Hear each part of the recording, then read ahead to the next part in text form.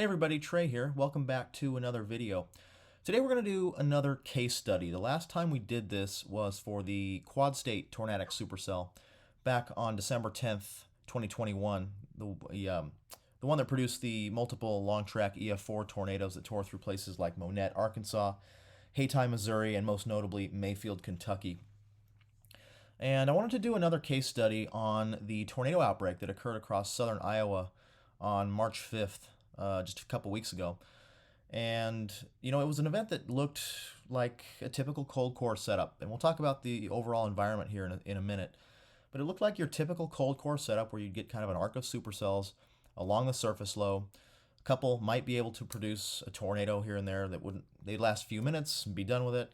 But that's not what we got. We got a storm that produced a long track tornado, a violent tornado for that matter, that tore a 70-mile path through the southern suburbs of Des Moines, as well as some strong tornadoes from storms to the south. So this event really overperformed, and I thought it'd be a good case to do a real deep dive.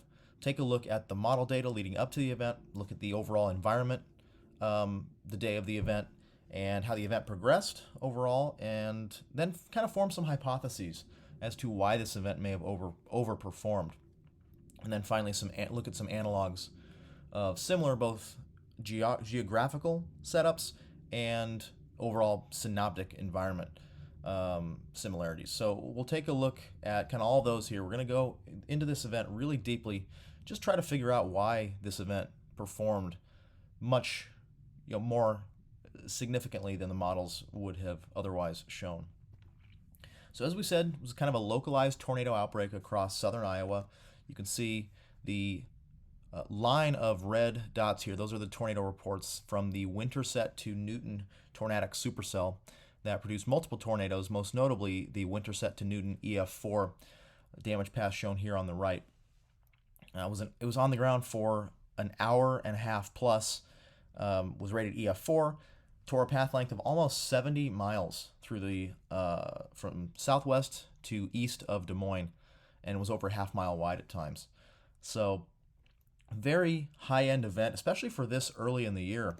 In fact, this was the earliest violent tornado on record this far north. The pink circle there is where the tornado occurred, and you'll notice here on this map from Tornado Archive showing the tornado reports of EF4 plus tornadoes from January 1st to March 6th, all of the tornado reports of that magnitude on record. And you'll see this is the farthest north this early in the year. So this was a historic event and one that really deserves a good deep dive. So let's take a look at some model data leading up to the event. This will be the 0Z NAM from March 5th, which would be the 6 p.m. Central Standard Time run on March 4th, the night before the event. We'll start off with the 500 millibar map here. We have a pretty potent, well-defined, negatively tilted trough here across the desert southwest, moving into the Central Plains and the Midwest by the morning and early afternoon on Saturday the 5th.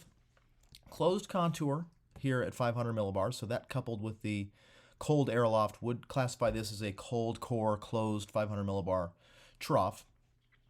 Belt of enhanced flow there, kind of pointing right at Iowa there, rounding the base of that trough, and very nice defluence aloft. Defluence is the spreading apart of the wind vectors.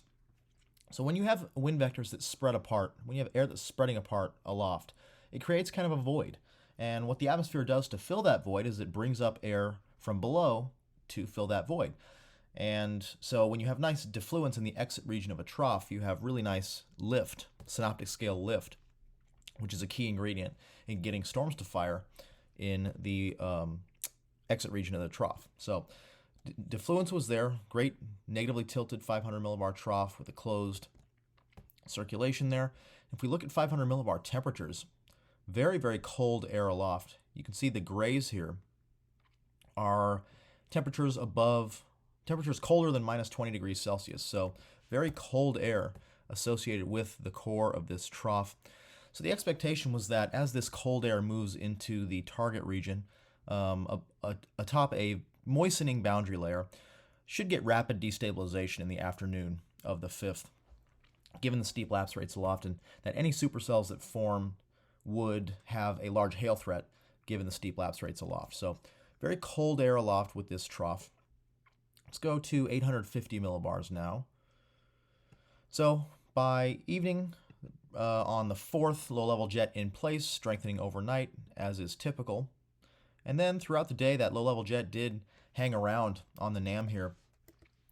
Upwards of 50 plus knots of flow here at 850 millibars, extending into central Iowa, down south through western Missouri into Arkansas, ahead of a very, very broad but well-defined circulation here at 850 millibars. So low-level jet in place, the wind shear very strong, and the moisture advection, warm moist advection here on that low-level jet should be very favorable for moistening that boundary layer.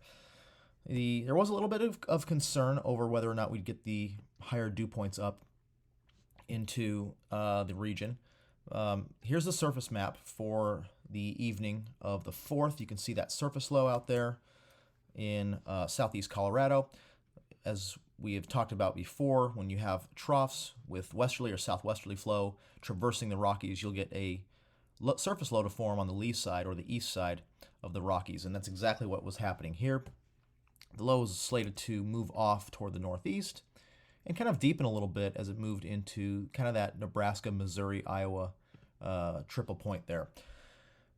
Moisture starting off a little bit meager, but given the strength of the low-level jet and the strong flow at the surface, we were expecting that the moisture would make its way up north to the target area. You can see those 60s dew points down by the Red River by the morning Saturday, but nice plume of mid to upper 50s dew points up here encroaching on the target area by Saturday afternoon. Now, if we take a closer look here, let's take a look at the surface pattern. We'll go to 21Z on the 5th, so 3 p.m. Central Standard Time on the 5th. You'll notice here that the surface low is kind of strung out a little bit.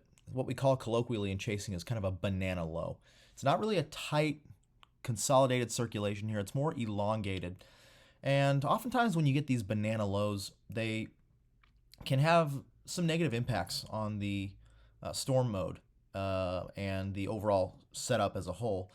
Number one could be kind of less sort of low-level shear to work with, as the winds aren't really backed as much into that surface low as we would see with the more consolidated circulation.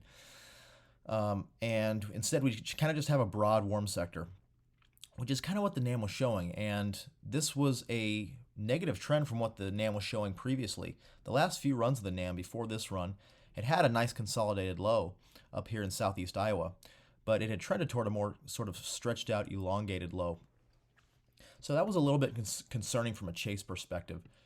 And if we look at the dew points closely here, oftentimes in these cold core setups, you'll get the kind of this tongue of moisture to feed right up into the low and kind of arc back into the low. Well, that wasn't really the case here. You kind of just had this broad fetch of moist air at the surface here, not really focused anywhere. So that was a little bit of a concern on this evening run of the NAM. But we were still, holding hope for the meteorology that this was a pretty textbook cold core setup. And this is a schematic diagram for two sort of setups for favorable cold core type setups for tornadoes.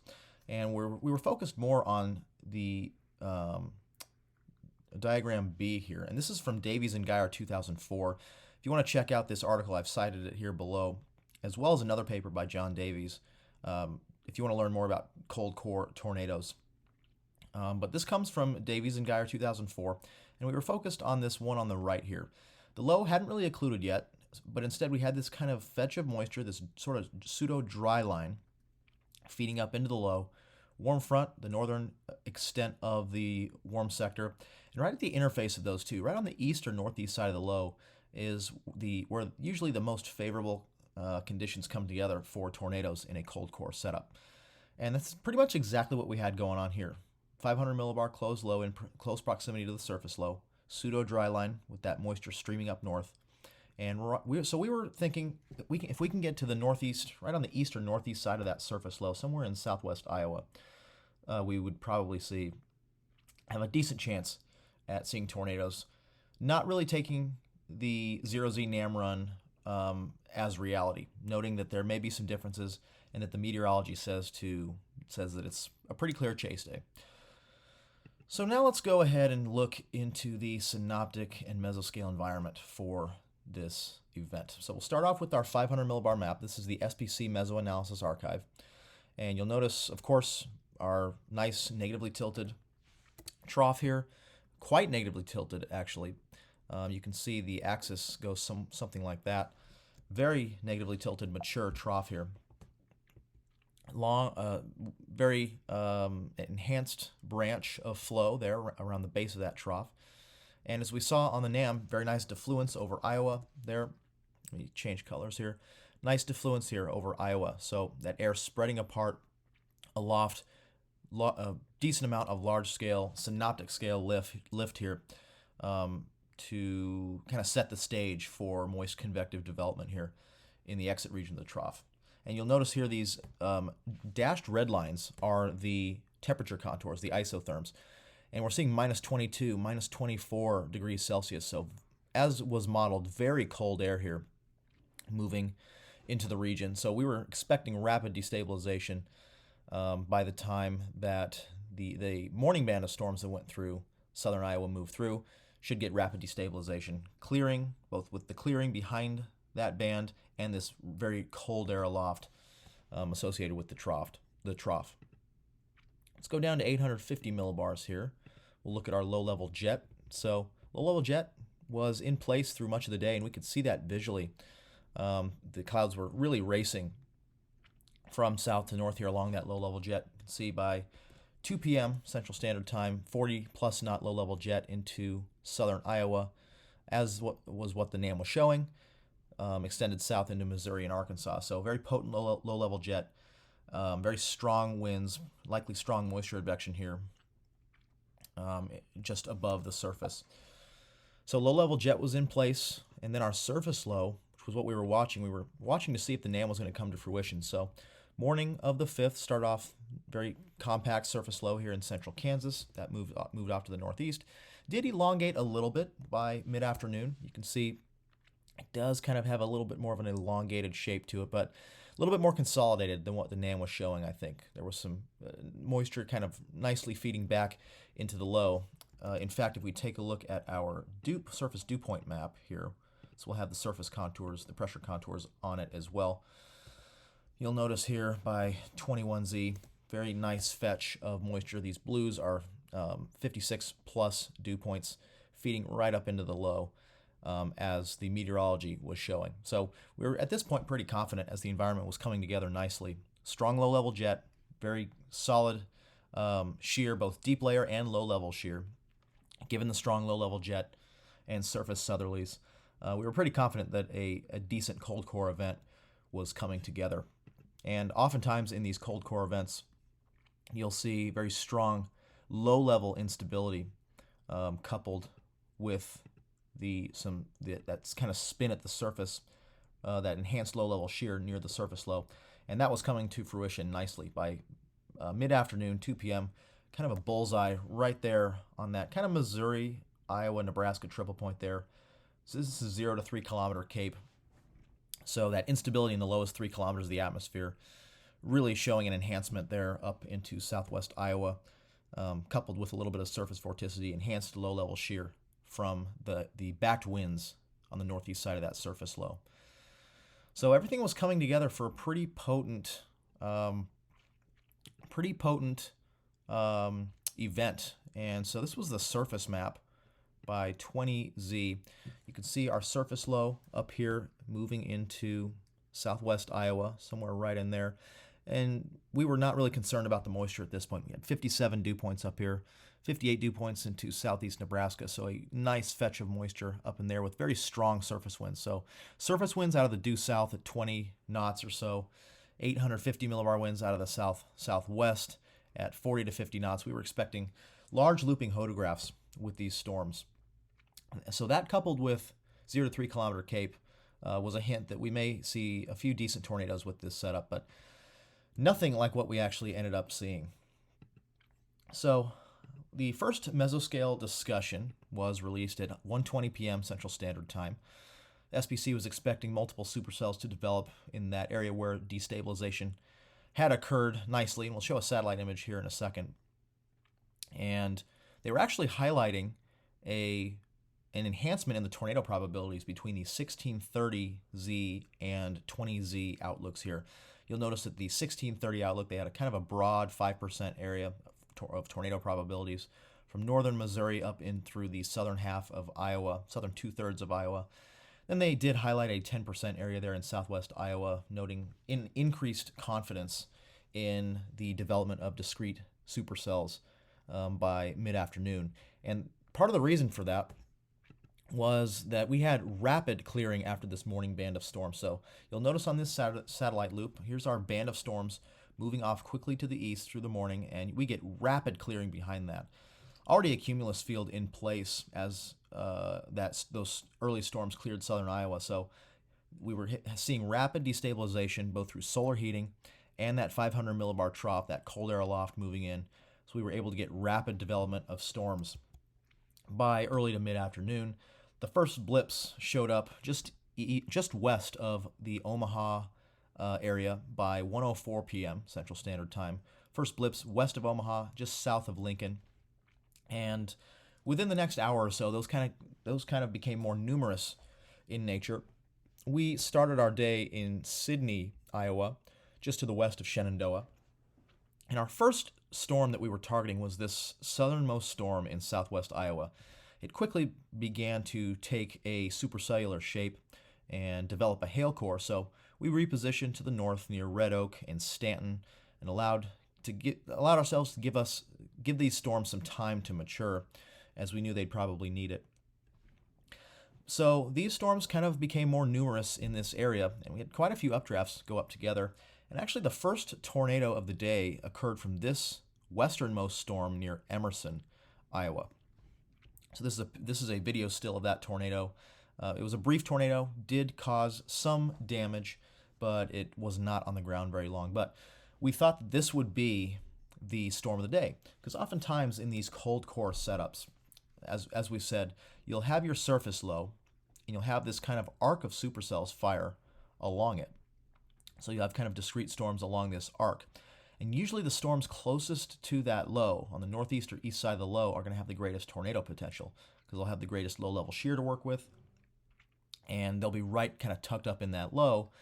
So even though the storm mode was a little bit messy, a lot of competing updrafts at this time, we still thought this might be the storm of the day. It had already started producing tornadoes. So we started to go north, even though our storm did have kind of a supercell appearance to it. It was kind of weakening at the time. And so we shot north, but then we saw these southern storms start to take shape. This is the radar from 3:18 Central Standard Time. And you can see that the northern storms had kind of dissipated, except for this little left split up here that was producing some hail moving off to the north. So we had gone north, and then we kind of stopped just south of Grant. And we tried to get a view to this southwesternmost storm, which looked like it had the most potential, had kind of the supercell shape. And so we were able to kind of stop and reassess things as these storms moved toward us. So the new MD came out at 3:46 p.m. Central Standard Time, really highlighting these southern storms firing in northwest Missouri as having the greatest tornado threat in the short term. And it would be these storms down here, south of the Iowa-Missouri border, because they would have the most residence time in the open warm sector. The open warm sector was getting maybe a little bit pinched up here as the low progressed to the northeast. So they were thinking that maybe these storms would not have as much time in the warm sector, and that these would have the greatest tornado threat. So we kind of stayed to the south of Grant. This was our view at 3:28 p.m. And this base actually out in front here is that left split. So we were seeing the base of the left split look decent, had a lowering, but again, it's a left split. Those are mostly going to be hail producers rather than your right split supercells, which have the greater chance of producing tornadoes. So through this precipitation core was the southwesternmost storm. But then, of course, that southwesternmost storm started to fizzle, and the eastern storm, the southernmost storm, started to get a better shape and started to intensify. as it headed toward Corning. Started to get a bounded weak echo region, as you can see here, kind of a donut hole there in reflectivity. So our plan was to shoot through the core of this storm and try to get in front of this as it moved toward Corning. As it was moving toward Corning, as we were core punching, it started to develop a velocity couplet on the southern side. So we're thinking, okay, we should be able to pop out, gave ourselves enough space near Corning to where we could get through it and kind of get right ahead of this couplet as it moved toward Corning.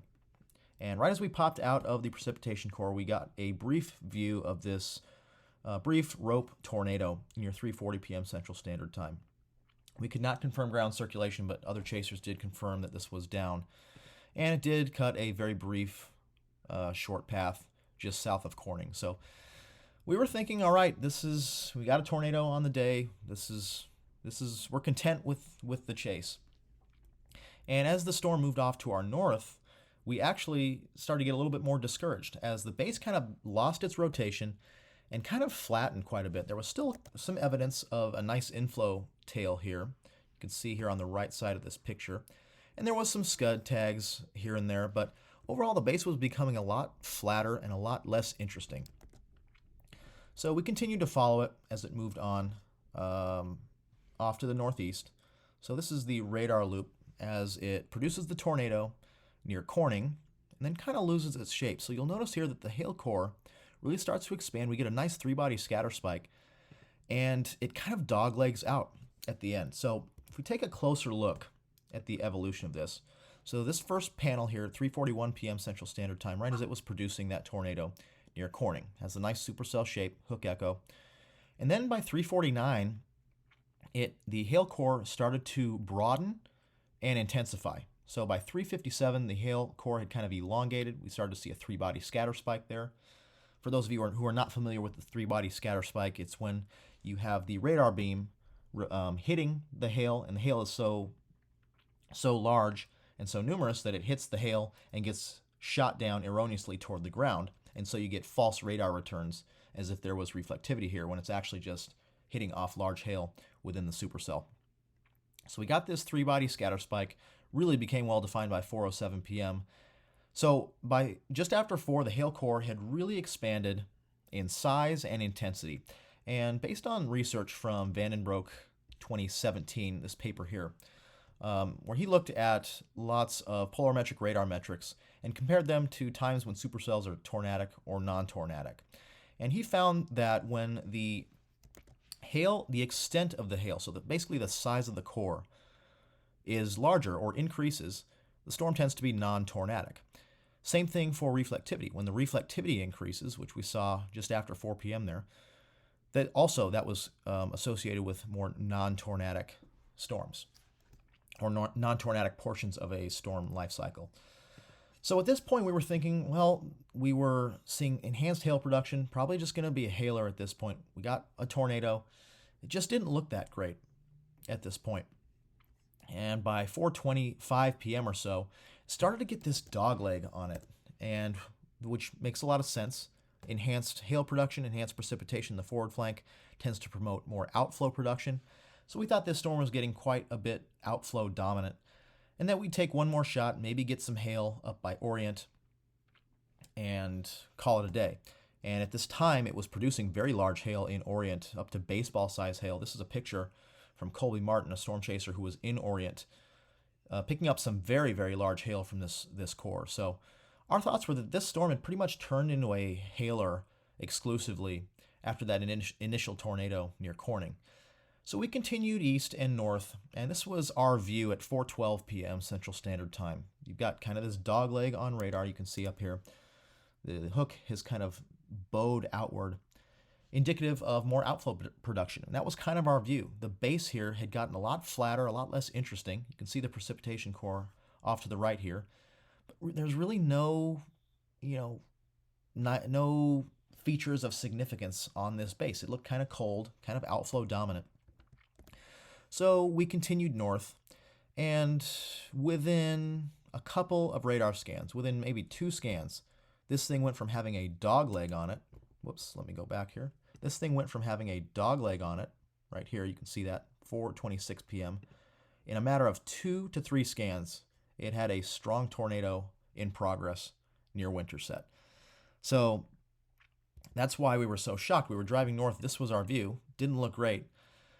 And I'll just say anecdotally that this was probably the fastest evolution from looking like junk, flat base, to having a blocky wall cloud. We came to have a view of it as we were moving north toward Winterset from Lorimore. Had kind of this blocky wall cloud. And I kid you not, no more than 15 to 20 seconds later, we got another view, and a tornado was already in progress. So it went from flat base, looking like junk, to blocky wall cloud, to tornado, to large wedged violent tornado in a matter of moments. It was one of the fastest evolutions I've ever seen, the fastest certainly that I've seen in person. There's some cases I'll go over here at the end that were similar rapid tornadogenesis, but very rapid tornadogenesis with this supercell in particular. So it went from being a little tornado to a large tornado to a massive wedge tornado by 437. This was at 436. This was at 434. By 436 and 437, it had become a large wedge tornado. It had evidence of some features that we've seen in usually only strong tornadoes. This kind of vorticity curl on the leading edge of the tornado circulation. If you go ahead and watch the video here, you'll notice this kind of vorticity fold on the front edge of the tornado here. So you can see very rapid, wild motion here. And you kind of get this sort of rollover in vorticity, almost a horizontal vortex of sorts, right on the leading edge of the tornado cyclone. And that is often reserved for the most violent, strongest tornadoes. Here's a couple of examples. On the left here is the Tuscaloosa, Alabama EF4 from April 27, 2011. You have clearly that kind of horizontal vortex, that almost vorticity fold, as I like to call it, on the leading edge of that tornado. Same thing here. This is the Henryville, Indiana EF4, March 2nd, 2012. Kind of get that fold of vorticity on the leading edge of that tornado as well. So usually only see that with strong tornadoes, and this Winterset storm was no exception. So we were able to watch it as it unfortunately passed through Winterset, causing some damage and unfortunately some fatalities. We were able to catch back up with it near Norwalk, Iowa. This was our view about 30 minutes later. It was a large wedge at this time, had gotten a little bit rain-wrapped, but you can clearly see the left edge here. Kind of this frothy black mass was the tornado just off to our northwest as it approached Norwalk.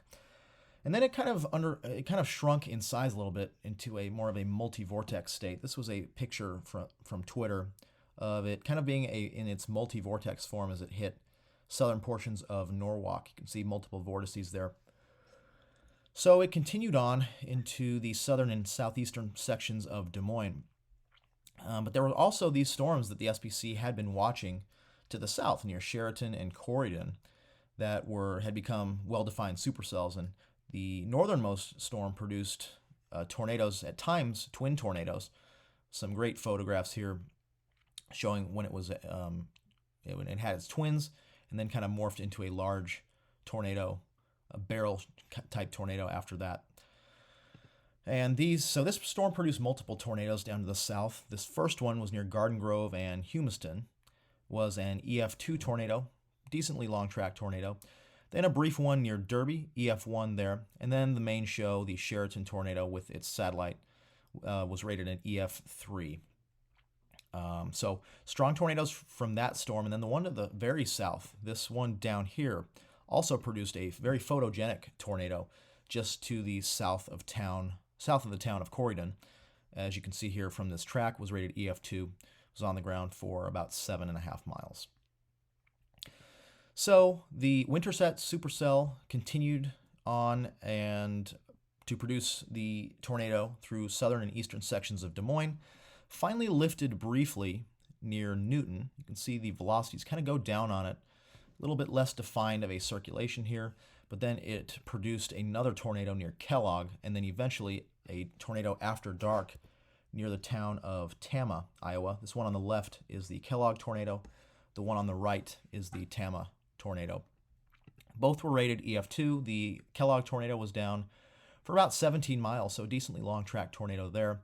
And the Tama tornado was on the ground for about 8.5 miles, also rated EF2. So this storm did undergo cyclic tornadogenesis after it produced the long track Winterset to Newton EF4. So now let's start constructing some hypotheses on just why this event overperformed, why we got such a violent tornado from the Winterset supercell and a multitude of other strong tornadoes from the other storms across southern Iowa. And first, we're going to look at the characteristics and the evolution of the low-level wind shear profiles. And to do that, we're going to look at a series of vertical wind profiles constructed from the Des Moines radar data. So as you know, the radar beam will sends out the beam, and it bounces off of particles in the atmosphere that are moving. And from that, we can get reflectivity and velocity data. And in turn, because those particles are moving, we can determine the winds in the atmosphere fairly accurately just based off of the radar data. So this VWP, again, comes from the Des Moines 88D radar. And this first VWP is at 2:45 p.m. Central Standard Time. And you'll notice here, fairly large looping hodograph in the low levels. Low-level jet here at 1 kilometer, about 40 knots. Some backing in the mid-levels, above about 2 kilometers. Overall, a fairly long hodograph with some good curvature in the low levels. So definitely a tornadic supercell-looking shear profile.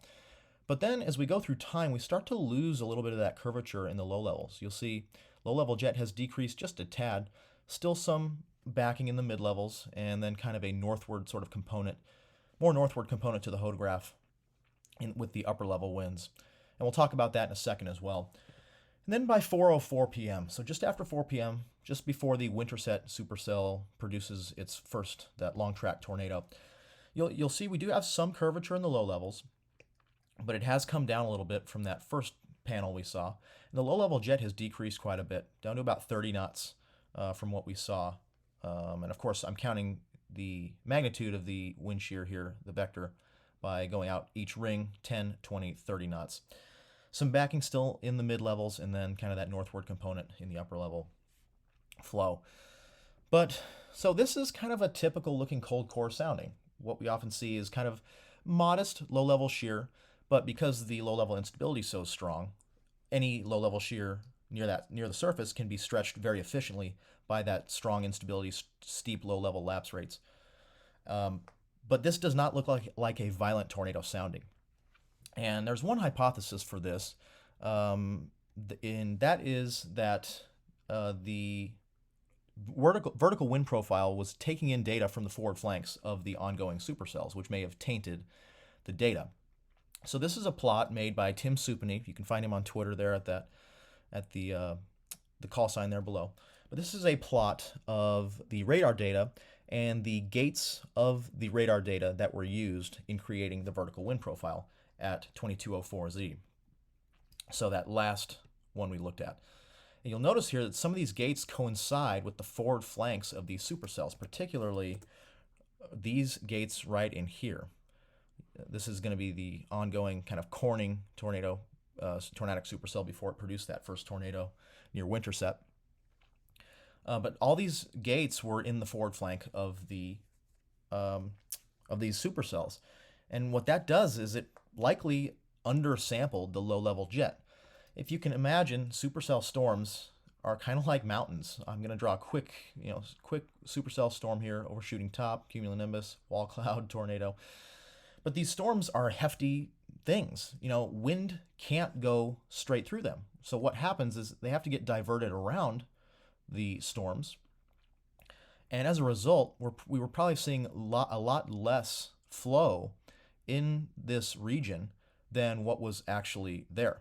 So in this region where the low-level jet decreased quite a bit, we're probably actually undersampling that quite a bit. In reality, low-level jet probably was still about 40, 45 knots or so somewhere about here. So if we now recreate the hodograph and we go to our 1 kilometer point, that's a lot more SRH for these right-moving supercells to work with. A lot more curvature in the low level. So likely, because these storms were basically in the way, and the VWPs were sampling the region that was in the forward flanks of those storms, likely was significantly undersampling the low-level jet here. And we saw it visually. This is footage from Sydney, Iowa at 12:24 p.m. So right when we first kind of started our chase, we're kind of waiting for things to destabilize. Just watch this video. Watch the low-level jet. You can see the clouds really racing, looking off roughly to the north here. The clouds are really racing. That doesn't look like a 20, 30 knot low-level jet. That looks like 40 plus knots of low-level flow. I'll play it again here. You can see those clouds racing. So visually, we knew the low-level jet was probably cranking a lot more than 30 knots. And we could see that in the mesoanalysis data. We took a look at this before, but this was the 850 millibar plot valid at 21Z from the SBC mesoanalysis. And you can see that 40 knot wind barb here encroaching well into southern Iowa. So likely the low-level jet was being drastically undersampled in some of these VWPs. So if you took a look at this, you would think, violent tornadoes not really going to be a thing, but in actuality, probably had a lot more low-level flow than what was being depicted here.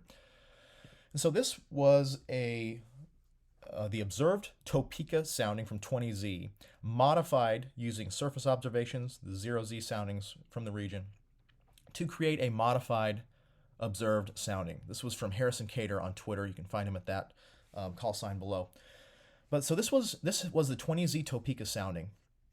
And if we look at the actual Topeka sounding here from 20Z, you'll notice that we have a decent amount of instability, fairly dry air aloft, fairly dry in the low levels, only 76 over 53, so a large temperature dew point spread. Not a whole lot of low-level shear to speak of, at least photograph curvature there. But if we modify it using surface observations and the 0Z soundings, we come up with this. We have a profile that has a lot more instability, steeper lapse rates aloft. And look at this photograph. This photograph is a lot more favorable for strong to violent tornadoes. We've got upwards of 350 meters squared per second squared of storm relative helicity in the effective inflow layer. And that's because look at our low-level jet. I'm not sure exactly where our 1 kilometer wind is going to be, probably somewhere in here. Upwards of 40 to 50 knots. So again, these VWPs were definitely undersampling the low-level jet. So the data that was coming in was showing pretty modest storm relative helicity, modest low-level shear, but when in actuality, we were likely seeing a lot more low-level shear than what was being depicted on the mesoanalysis data. And another potential culprit in the lack of low-level shear was topography. Let's take a look at this map of this topographical map of southern Iowa. And you'll notice right here, these red colors and white colors are higher elevations. The greens, yellows, and blues are lower elevations. And this right here is the Des Moines River. Right here through this kind of lowest patch here, that's the Des Moines River. So we have a river valley that kind of goes from here to here, where the elevation is a lot lower than it is in surrounding areas. Well, take a look. Here's Winterset, right on the western edge of the river valley. So we have this supercell that's moving here and gets to the river valley. And what happens in these river valleys is when you have kind of synoptic scale flow that's out of the southwest, what happens is we get a pressure gradient to form, and these surface winds will back even more up the river valley. So they'll be even more backed, more out of the southeast than what perhaps was being depicted on the weather data. So if we go back to our sounding, our VWP here, number one, we know that our low-level jet is likely being drastically undersampled. So it would be somewhere out in here. And if we take our winds and back them even more out of the southeast at the same magnitude, well, look at the photograph now. A ton more curvature there in the low levels, a lot more low-level shear, at least 0 to 1 kilometer shear to work with for these storms. So much more conducive to strong to violent tornadoes than what we're seeing. Number one, probably because of the undersampling of the low-level jet, and perhaps number two, because of this river valley. We've seen this in other places before. This is the Central Valley of California.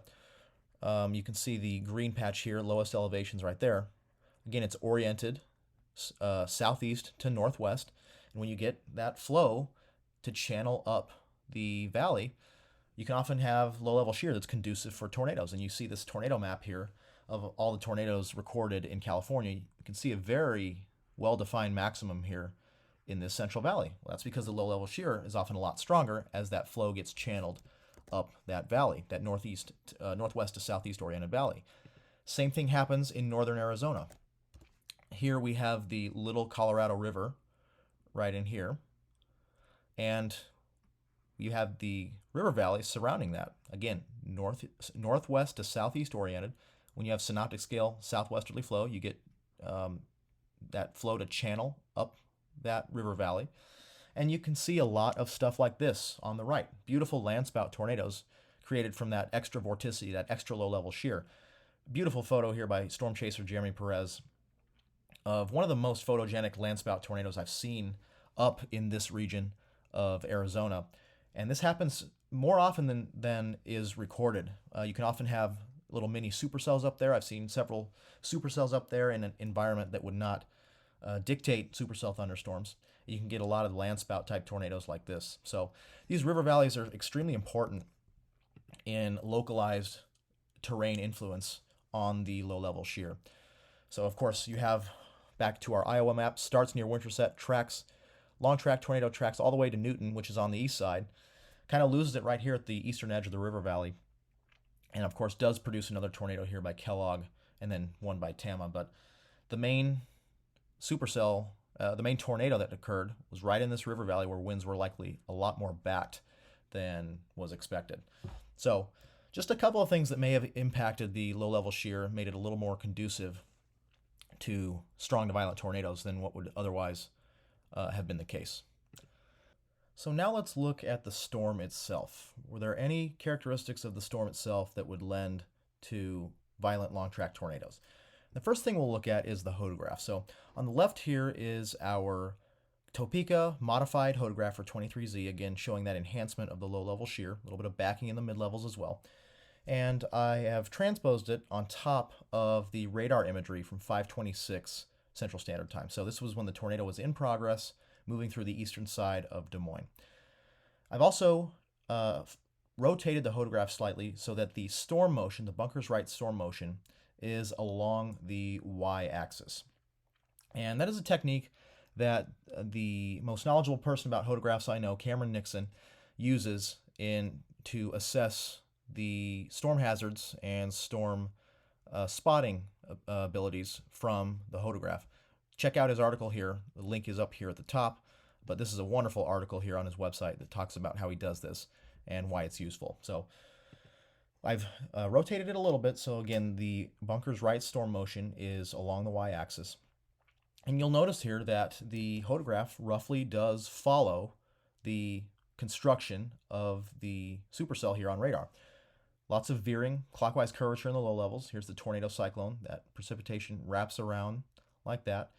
But this little bit of backing in the mid-levels allows the forward flank precipitation to be thrown and vented back off to the north or northwest. And what that does, number one, it makes the tornado more visible and easier to spot. The tornado did become a little bit more rain-wrapped.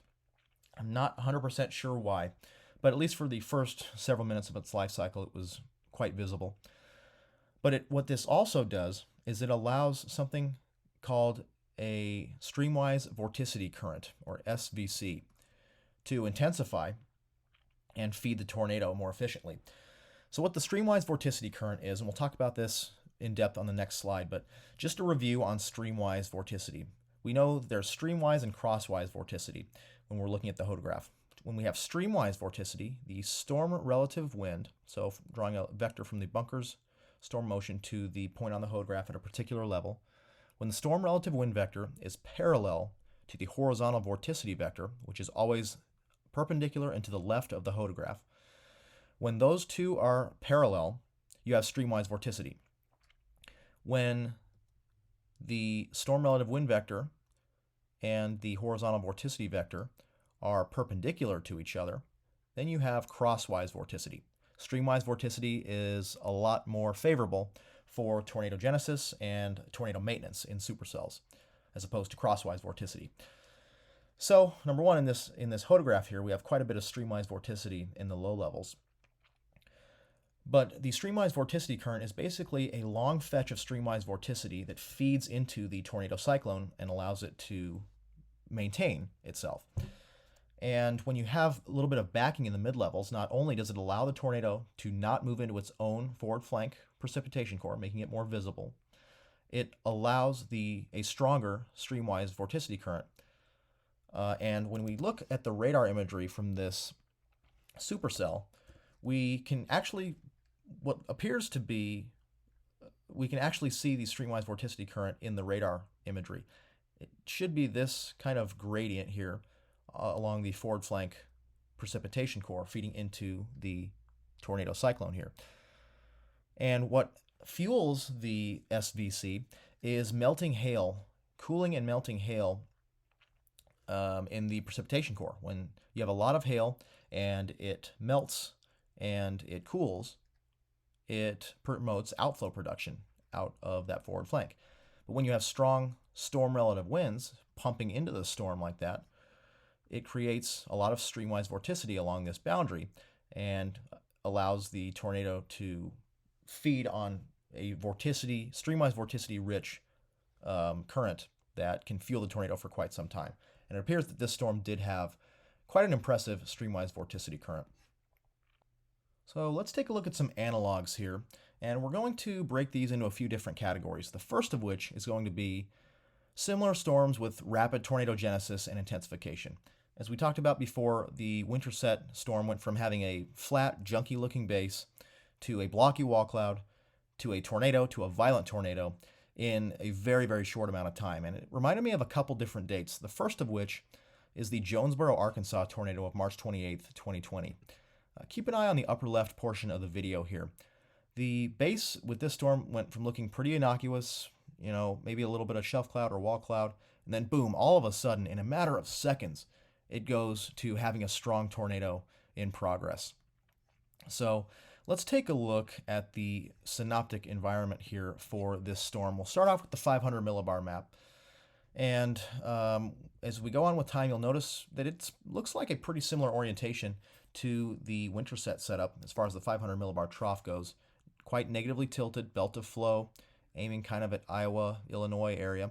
And actually the main risk area on this day was up in Iowa and Illinois. There was a moderate risk up here issued by the SPC for most of Illinois, parts of eastern Iowa. A few tornadoes occurred up in Iowa. Destabilization didn't really manifest in Illinois, but there was a tornado warned storm after dark in west central Illinois. Down here, here's Jonesboro. As you can see here, it's kind of removed. Let me get all this writing out of the way. Jonesboro's here, kind of removed from the main forcing with this trough. Exit region kind of up in here. Jonesboro kind of well removed from the trough. Enough of a glancing blow to allow storms to fire, have enough broad scale lift for storms, but not something you would expect to see with a strong tornado like we saw in Jonesboro. Let's check the 850s here for our low-level jet. You can see here's at 21Z, pretty broad low-level jet here, 50 plus knots up here into Iowa and Illinois. Down south here, though, in Arkansas, a little bit more veered, a little less velocity to the wind, to the low-level jet. So wind shear was quite a bit less down here than it was up in Iowa and Illinois. As far as our surface pattern goes, the surface low was also up in Iowa and Illinois. You can see very, very well-defined surface low here, 992 millibars, which is a very deep surface low, with a trailing cold front kind of back in here. So these storms kind of formed along the cold front, and then one formed near Jonesboro kind of by itself. But this, doesn't really look like a classic violent tornado setup. You'd expect to be up here in Iowa and Illinois, closer to the surface low where the best shear is. But that wasn't the case down in Jonesboro.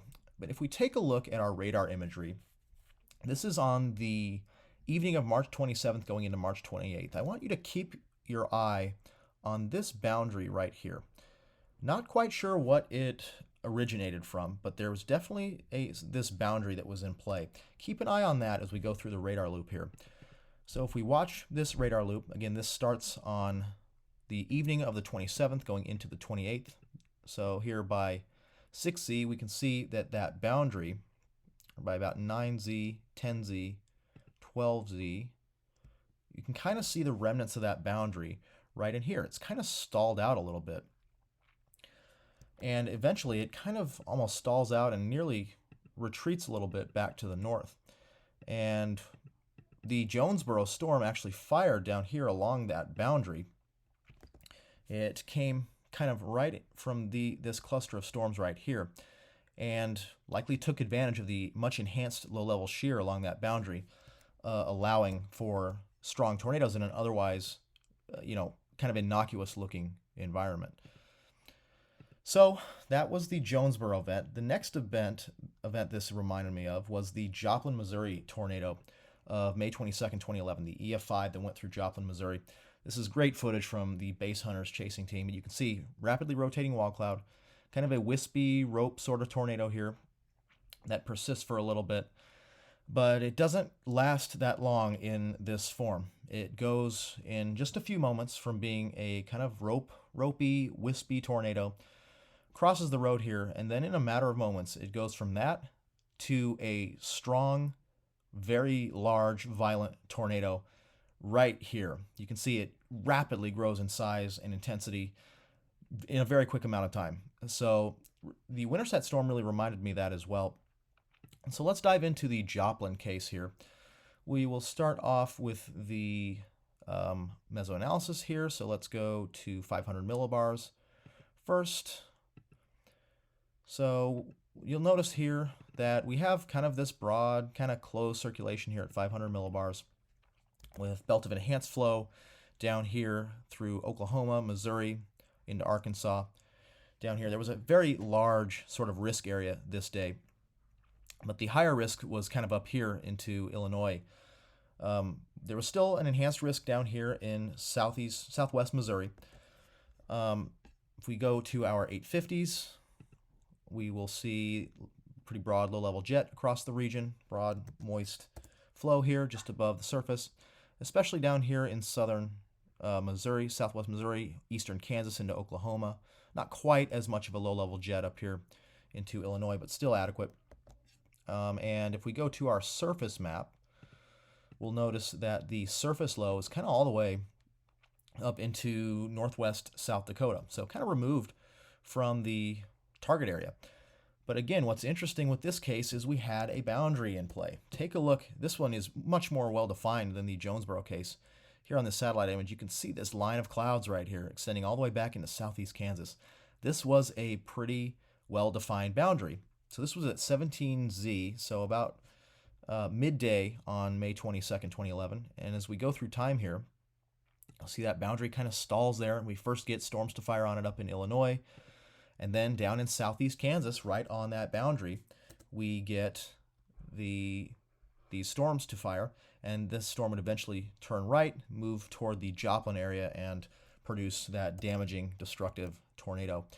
But the main takeaway from these two cases is that we needed a boundary to get both of these storms to produce violent tornadoes. With the Winterset case, there was really no boundary in play. If we look at our surface map from 21Z, you'll notice we have our surface low kind of up here into kind of southeast Iowa, a little bit elongated here. But we have kind of this just broad warm sector. And there's really no evidence of a really well-defined wind shift in here that would indicate a boundary. And on satellite, there was none as well. We just kind of had this cumulus field right ahead of the surface low that kind of deepened, got agitated, and eventually produced those storms. So the fact that we didn't have a boundary here suggests that the overall broad-scale environment was much more potent than I think was what the models and the observed data from the day was showing. Perhaps factoring in that extra boost from the topography as well. So now we'll take a look at geography. Similar storms in the same geographic area. So a couple of long track tornadoes I found on Tornado Archive here that pretty much went through the exact same area, or at least started in the exact same area. This one was on June 7th, 1953. This was an EF2 tornado that tore a 116-mile path starting just to the northeast of Winterset, moving through the South Des Moines, all the way up towards Cedar Rapids. This was the day before the EF5 tornado that struck Flint, Michigan on June 8th, 1953. Had tornadoes the previous day. So let's take a look here. And you'll notice, again, that the 500 millibar pattern here, which is on the left, very similar to what we're seeing in the Winterset case. Quite negatively tilted trough here, little shortwave there. Very negatively tilted trough. Our low-level jet, pretty potent here out of the southwest. This is our 850 millibar flow out of the south or southwest. So very similar sort of overall background pattern. If we look at our surface map, the one on the left is from about midday on June 7th. The next one is midday June 8th. So on June 7th afternoon, we had a warm front that was retreating northward. And by afternoon on the 8th, we had a nice broad warm sector here south of the warm front. Surface low is up in here, so a little bit more removed from the surface low, more of kind of a pure warm sector type case. Maybe the warm front had something to do with this. But overall, a somewhat similar synoptic pattern here with this kind of negatively tilted trough, strong low-level jet, and kind of near the surface low, kind of warm front is where the 1953 tornado occurred. The next analog in the same spot was on June 12th, 1976. Started just northeast of Winterset, moved actually through the north side of Des Moines, and this was the day before the Jordan, Iowa EF5 on June 13th, 1976. And once again, look pretty uncanny actually how similar these 500 millibar patterns are. You see very negatively tilted trough once again, exit region over Iowa, nice defluence aloft, and very similar to what we saw with the Winterset case. 850s, once again, you have strong southerly or southwesterly flow here at 850 millibars. And our surface map is a little bit different than the Winterset case. Our surface low is up in here, had kind of almost occluded by this point slightly. So here was our kind of warm/stationary front, cold front back out this way. So this was kind of a pure warm sector case. But nonetheless, it was an EF1 tornado that had a pretty long path with it, over 35 miles, again, the day before this EF5 tornado in Iowa as well. So these tornadoes that were long track in similar spots, once again, does the river valley play a role in that? It remains to be seen. There's perhaps some evidence, especially from the Winterset case, that may play a role. Once the storms kind of get into the river valley, they may start to acquire a little bit stronger rotation, perhaps promoting tornadogenesis a little bit more when they get right around this area near Winterset. Probably need some more cases to make a hard conclusion from that, but it's definitely interesting that our synoptic scale patterns for these cases were quite similar. If we go back to our Winterset case, our 500 millibar pattern here, very similar, very strongly negatively tilted trough up here, kind of centered over the northern plains, strong belt of flow around that. Very, very similar in these Iowa cases. Then the last set of analogs we'll take a look at is the synoptic and mesoscale environment, storms that formed in a similar synoptic and mesoscale environment. And the first one that came to mind for me was the Springer, Oklahoma tornado event from April 22nd, 2020. And if we go to our Springer event, if we can. So the Springer event, April 22nd, 2020. I'm going to put in 0Z. So we'll go to our 500 millibar map here. And so we kind of had this situation where we were very close to the center of this 500 millibar trough. So Springer's down here in south central Oklahoma. Not quite as cold air aloft as we saw in the Winterset case. We're seeing, air well into the negative 20s with the Winterset case. Not so much here. Still somewhat cold air aloft, but more kind of a positively tilted trough in this case. But what really struck me about this case was the surface pattern. Let me actually pull up the dew point map with the surface isobars. Notice here how similar it is to the Winterset case. We have our surface low here, centered across right along the Red River, and then we have our moisture tongue that really wrapped into that low, and right at the apex of that moisture tongue, the instability axis, right ahead of that surface low, is where we got the tornado outbreak to occur. The Springer storm that produced multiple tornadoes, as well as one near Medill down to the south. So that was not really a true cold core case, but it had a lot of similarities to the Winterset case. And the other case that came to mind for me was the Lockett, Texas case from April 23rd, 2021. The Lockett storm produced at least 5 tornadoes, very photogenic tornadoes at that. And this was also a kind of cold core-esque setup. You can see very visible tornadoes, very well-defined storm bases, and the storms were quite tilted that day as well. So April 23rd, 2021. And for this one, I'll just show the surface map here, but it was quite similar. Whoops, let me go back. April 24th. Very similar, once again. 23Z here. You'll notice surface low right in here, and kind of centered over northwest Texas, kind of by Vernon. Again, that moisture feeding into that low, and right at the apex of that, instability and moisture kind of tongue. It's right where we got that Lockett storm to fire. So all these cases have really interesting similarities. This was kind of a classic cold core case where you had strong low-level instability, a pretty potent trough with very cold air aloft, strong instability, and where you had kind of that moisture feeding into the low. It was pretty much a high-end cold core environment. I mean, you can see the 500 millibars here, very cold air aloft, but you had that surface low centered over southeast Iowa, and you had that moisture really wrapping into that low up there, upper 50s dew points. And when that happens, you always got to be right, always need to watch that northeast or east side of the low. And that's what we did. We had very strong low-level instability.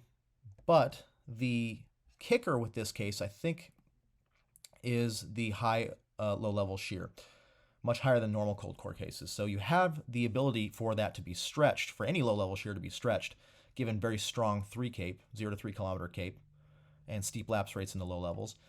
But the fact that there was a lot more low-level shear than what was being observed is, I think, the main kicker with this case. Because if this was just the case where we had, a typical sort of high-end cold core environment, probably get an arc of supercells right along the surface low, and we see a couple tornadoes, might look like somewhat like the Lockett day that we just went over.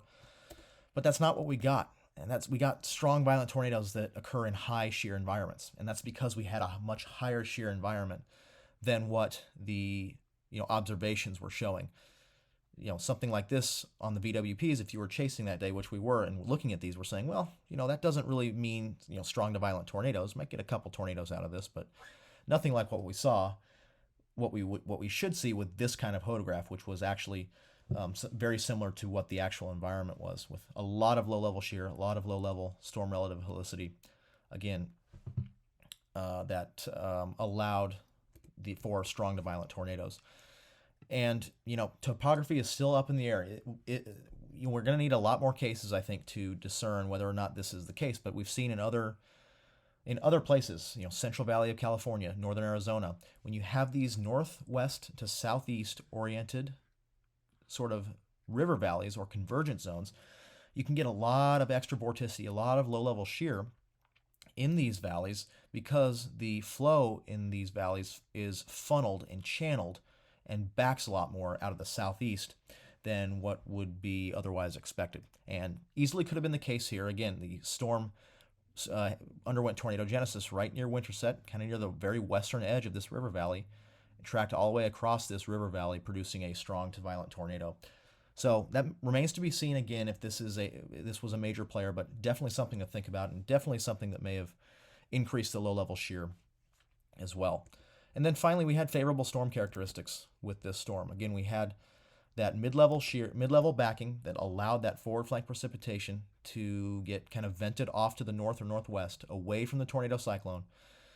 So number one, it could kind of be by itself, wasn't kind of moving into its forward flank precipitation core. And number two, it allowed a stronger streamwise vorticity current to manifest itself from that cooling of the hail, strong promoting outflow, strong upper level winds right along that boundary, and it was maintained thanks to that mid-level backing and that kind of outflow production, storm relative wind combination. Fed that tornado with ample streamwise vorticity for a very, very long time, over an hour and a half, and a 70-mile path. So hope you enjoyed this case study. That's all I've got. If you've got any comments or questions below, please write them in the comments below. And hope you learned something from this. Hope you enjoyed it. If we have any other really interesting cases like this, we will do more case studies like this in the future. So thanks for watching, and we will see you in the next video.